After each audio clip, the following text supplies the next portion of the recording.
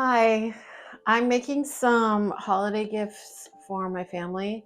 So this won't be posted until after the holiday because I don't want them to find out. But there may be some good ideas in here for you. So let me just finish this and I'll show you what I'm doing.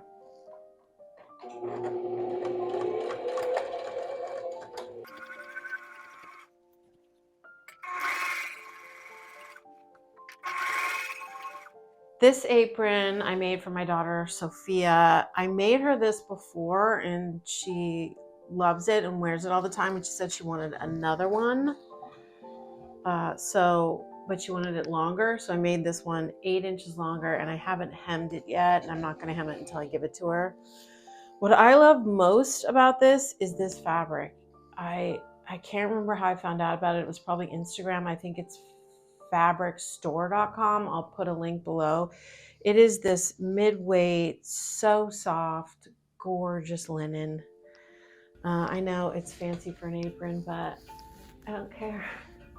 That's my maximalist vibes. I just think it's beautiful. I hope she likes it. I think she will. All right, I'm gonna keep moving. I'm gonna make this shirt for my husband. I'll put a picture up. I made it once before for him and he wears it all the time. So I thought I'd make him another one. I found this very soft, rich flannel at Mood Fabrics. What he really wants, which I do not feel qualified to do at this point in my sewing career, is custom made dress shirts. I mean, formal or business dressing in New York City has certainly changed and it's a lot less formal, but he still wears a dress shirt with more informal pants. And he's bought for himself custom shirts. They're just really expensive, and so he's putting it off. So maybe that's something I could learn how to do as I continue to get better at this. But for right now, I am going to make him this very informal, relaxed shirt, weekend kind of thing.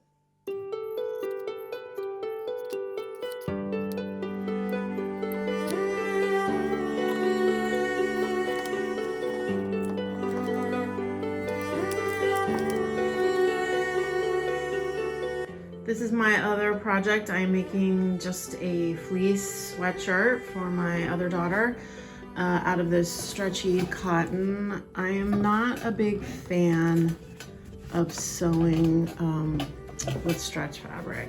It just honestly makes me nervous because it's harder. It's just more challenging than, fabrics that hold together easily. I've done jersey t-shirts and the neckline is always a little tricky, so I will take you along as I do that. I have to put the sleeves on next, and I have a ribbed fabric for the neckline and the cuffs and the bottom. It's got some nice pockets in it. Really simple. She's my height, but she's very thin, so it's gonna have a nice loose baggy quality on her, which is what she likes. Okay, onward. All right, I've got the sleeves on, obviously. I got the ribbed cuff on. I still have to do the ribbed fabric around the neck and around the bottom. It's got pockets, I think I said that before. These, whoops, these side panels. I don't know, I'm liking it. It's okay. It's so hard sewing for my daughters, just knowing what they're gonna wear and what they're gonna like, and I worry about it probably more than I should. This is pretty basic. I think she'll probably wear it, but it's a good learning curve for me. Everything on the inside I'm doing with a overlock stitch on my machine so that it can stretch. It's like zigzag, but a little bit more. So because everything's stretchy, I can't do a straight stitch. So I'll put the collar on now and see how it goes. Okay. Hi, Boy, I'm on a countdown to Christmas right now to get these projects done on time. So I'm working for a couple hours today, and I have to work on my husband's shirt when he's not here. Obviously, the apron's done, as I showed you. The sweatshirt's not done, and his shirt is not done. So where I'm at here is I have put the interfacing on the front edges, folded it over just less than a quarter inch or so, and then to the fold line. Sewed that down. I finished the edge of the pocket. I've got both of those on. I'm going to sew those down. I'm using the plaid to be precise and perfect and follow up the lines. So let's hope it keeps working. Okay. Okay, I've got the pockets on. They're cutting down trees on my street outside, so it's very loud out there.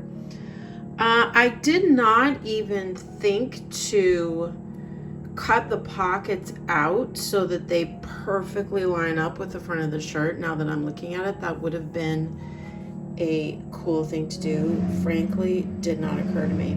But I am using the lines just to line up everything. So I finished this pocket, turned in the sides, put it on, top stitched, and then finished the flaps. Right sides together, turn it right side out, iron, and then do 2 lines of top stitching, then sew it on this way, trim the seam allowance, and top stitch here. So this is ready to go. Next step, the oh my gosh, the yoke. Yes, that's the word. Okay, the yoke is on. Here we go. You can see it on the inside, all nice and clean. These directions did not have me do the burrito method, which some of you who have sewn shirts like this before might be familiar with. It's kind of fun. You roll the whole thing up and get the yoke on that way. It had me do a top stitch, but it's all good. I think it's looking pretty good. I'm just anticipating getting these buttons on perfectly so this all lines up. Okay, on to the sleeves.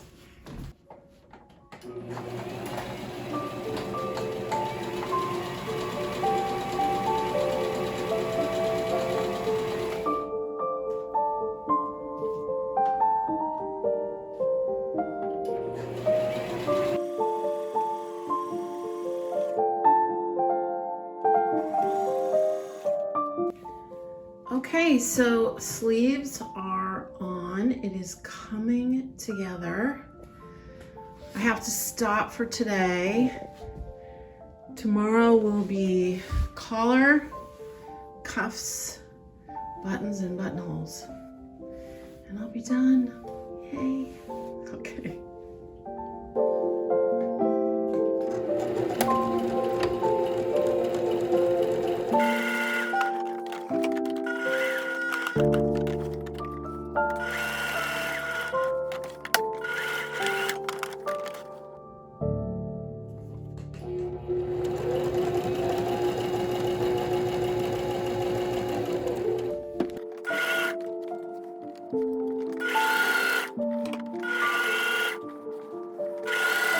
Okay, the collar is done and looks good. The steps involve sewing the collar band, this piece and this piece, one to the under collar, one to the upper collar, trimming the seam allowance, clipping, then sewing the 2 collar pieces together.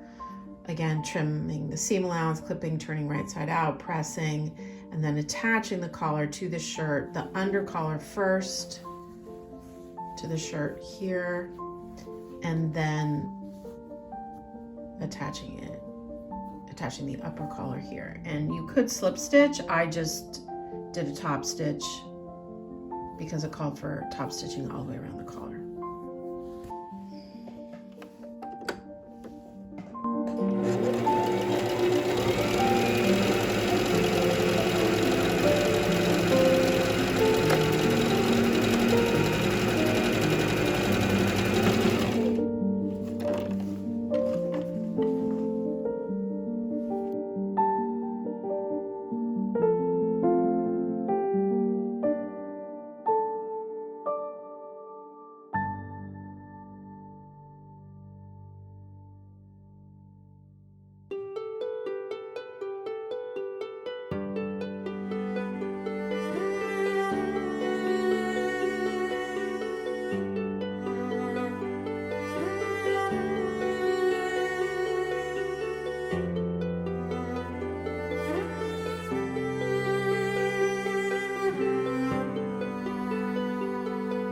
Buttons are finished. I am done.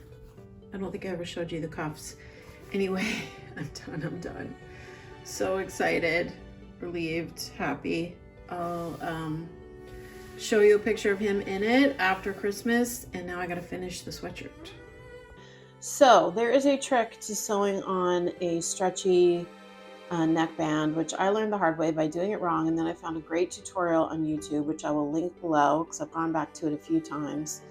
Once you sew this piece together so that it's one piece, then what you do is you break it up into quarters and just mark it with pins and pin it in quarters to the neckline so that it stretches evenly. So I put the back pin here, the front pin here, and 2 side pins. And I also broke the sweatshirt neckline up into quarters. I mean, it's obvious where the front and back are, but the sides aren't exactly where the shoulders are, so that the stretch is even. And now I'm going to sew it, and it should lay down nicely because the neckband is slightly smaller, and you stretch as you go so that it fits the sweatshirt. I'll show you.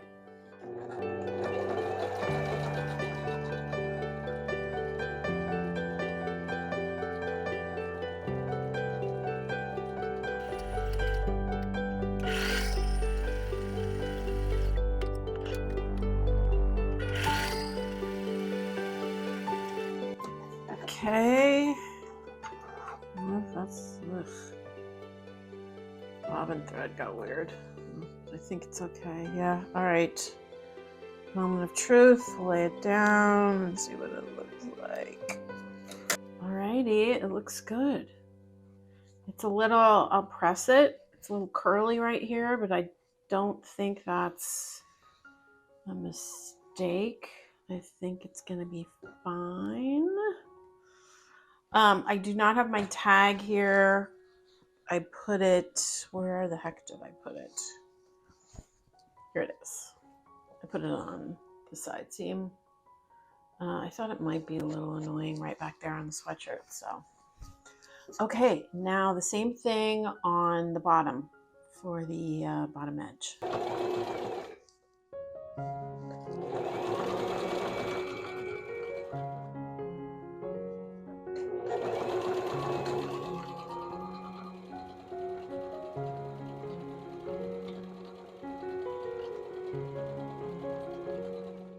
I'm done. Yay. It worked out. The band went on the bottom just fine. It's very cozy. I survived sewing with stretchy fabric, which, you know, is not my favorite. I don't know whether she'll wear it or not. She might just wear it around the house, but I'm glad I did it. It's been nice sewing for my family. I will be back at the end of this video with a report from everyone to see how they responded to their gifts and how they feel.